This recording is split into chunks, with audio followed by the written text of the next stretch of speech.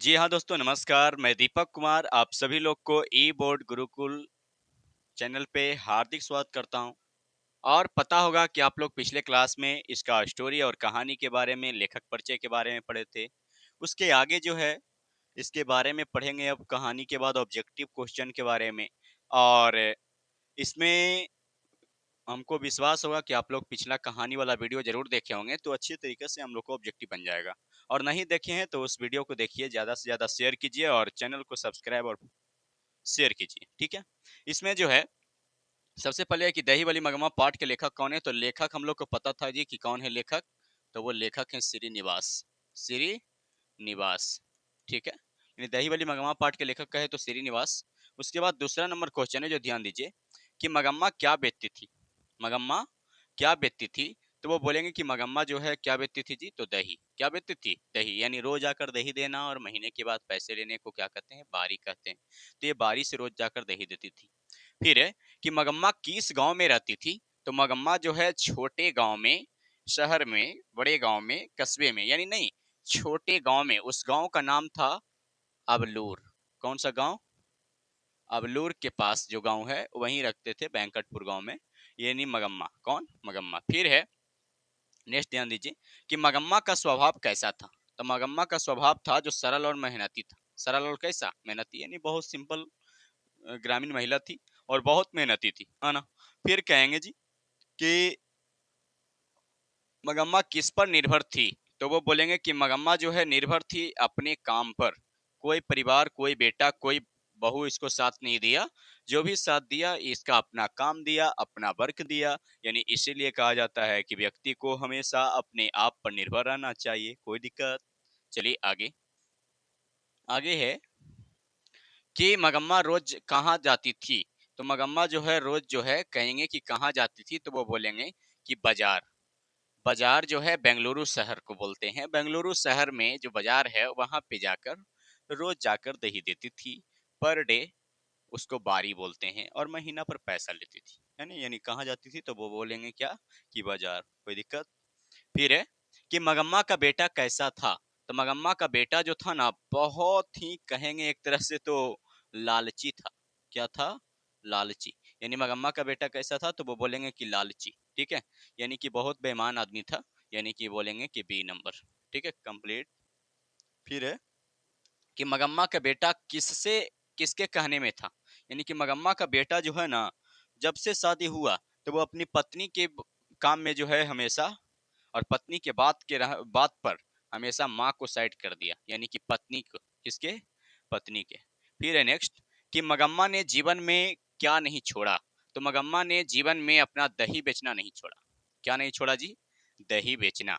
फिर है नेक्स्ट कि दही बेचने के बाद है कि मगम्मा किससे दुखी था। तो वो मगम्मा जो है दुखी था किससे। तो वो बोलेंगे कि बेटे और बहू से। बेटे और किससे? बहू से हमेशा दुखी था।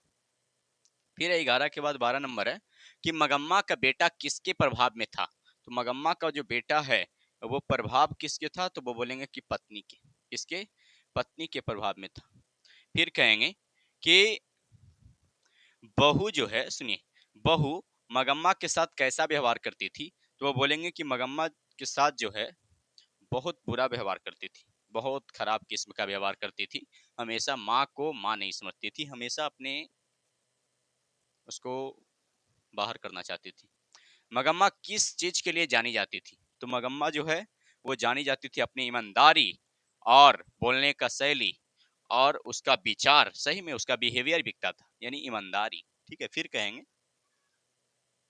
15 नंबर है कि मगम्मा किस उम्र की थी। तो वो उम्र थी मगम्मा का, कहेंगे कि एक तरह से तो वृद्ध, बूढ़ी हो चुकी थी, यानी कि वृद्ध, ठीक है। क्या बोलेंगे? वृद्ध।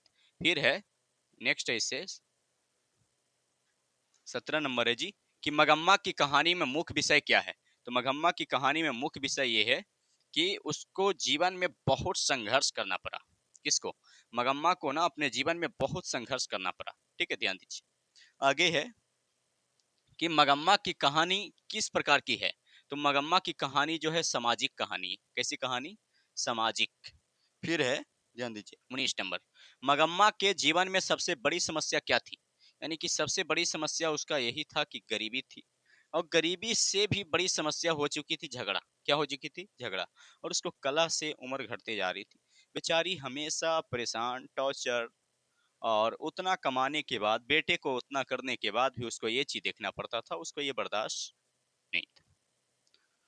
ठीक है, फिर है कि मगम्मा का चरित्र कैसा था। तो मगम्मा का जो चरित्र था, वो चरित्र था, एक कहेंगे कि प्रेरणादायक। हाँ, प्रेरणादायक ही था।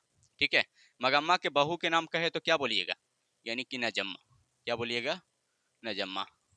ठीक है, नेक्स्ट है कि मगम्मा किस समाज की समस्या दिखाती है। यानी कि मगम्मा दिखाती है कि गरीबों की क्या समस्या होती है जीवन में, वो दिखाती है। ठीक है, यानी भूखे प्यासे सारी चीजों को किस तरह से करना और अपने परिवार को भी साथ लेकर चलना, ये बहुत बड़ी बात होती है। फिर है नेक्स्ट कि मगम्मा का व्यवहार कैसा था। तो मगम्मा का व्यवहार जो है बहुत अच्छा था, और नजम्मा का व्यवहार पूछे तो बहुत बुरा था। ठीक है, फिर है कि मगम्मा अपना जीवन कैसे चलाती थी। तो मगम्मा अपना जीवन दही बेचकर चलाती थी। क्या बोलेंगे? दही बेचकर। फिर है 24 नंबर, सुनिएगा कि मगम्मा का जीवन कैसा था। तो बोलेंगे कि सरल। कैसा था? सरल, यानी कि सिंपल था जीवन। उसके बाद है कि दही वाली मगम्मा का मुख्य संदेश क्या है। तो वो बोलेंगे कि मेहनत, ईमानदारी और आत्मनिर्भरता, यही संदेश है। इसलिए कहा जाता है कि देखिए, मगम्मा बेचारी ग्रामीण महिला थी, और इसको हमेशा पैसा कमाने भी पड़ता था, और कमाने के बाद भी इसको इज्जत नहीं मिलती थी बेचारी को। तो ये हमेशा कहती थी कि जो भी काम करना है अपने आप पे निर्भर रहना है ना। देखिए, कहा गया कि 9 दिन बूढ़ी कैसे रहबो पास हो, 9 दिन बूढ़ी कैसे रहबो पास हो, एक दिन भूखल पर टंग जाई सांस हो। ये बेचारी उतना दिन भूखे प्यासे दही बेचती थी, एक दिन भूखल पकड़ा जाएगी तो टंग जाएगी। तो यही बात सोच रही थी कि चलो अभी कमा रहे हैं तो ठीक है, अपना पैर पर है तो ठीक है, बूढ़ी हो जाएंगे तो कौन हमको देखेगा। इसी बात पर जाके समझौता कर ली। इसी बात पे जाके पोता से बात करके, पोता जो है इधर का कटोरा इधर, इधर का बर्तन उधर, करते करते दोनों को मिला दिया। यानी इसीलिए कहा जाता है कि 9 दिन बूढ़ी कैसे रहबू उपवास हो, एक दिन भूखले पर टंग जाई सांस हो। देखिए, कहा जाता है ना क्या, कि हमेशा आप जीवन में कुछ भी करो, कुछ भी परेशानी करो, कुछ भी दिक्कत करो, लेकिन देखो, माँ बाप को कुछ ऐसा शब्द ना बोल दो जिससे माँ बाप तुम्हें आत्मसम्मान उनको खो जाए, और आत्मसम्मान खोने के बाद वो जब दिल में, कलेजा पे पत्थर रख के वो कह दिए कि मेरा बेटा नहीं है, तो मेरा बेटा नहीं है। वो होती है माँ बाप की अहमियत। अपने माँ बाप को खो जाइएगा तो आप जीवन में कभी भी आगे नहीं बढ़िएगा। ये लिख लीजिए, आप पेज पे लिख लीजिएगा। आप पूछिएगा कोई से कि अगर आपकी मम्मी आपकी दादी को अच्छी तरीका से सेवा नहीं की, उसको बुढ़ापा में मारपीट की, तो उसका प्रभाव बाद में बहुत बुरा पड़ता है। आपको को किसी भी काम में अच्छा खासा काम नहीं जाएगा, वो काम आपको हानि में जाएगा, क्योंकि माता पिता का प्रभाव पड़ता है, शराब पड़ता है। इसीलिए आप लोगों से निवेदन है कि बाप माई को कभी भी नहीं भूलना चाहिए, चाहे कोई भी समस्या हो। ठीक है, धन्यवाद। मिलते हैं अगले वीडियो में। इस चैनल को, ई बोर्ड गुरुकुल को जल्द से जल्द सब्सक्राइब कीजिए, फॉलो कीजिए, शेयर कीजिए, ताकि जल्द ही हमारा परिवार 1000 का परिवार पूरा हो। उसके बाद आप लोग को कंटेंट और बढ़ा के लाएंगे जी।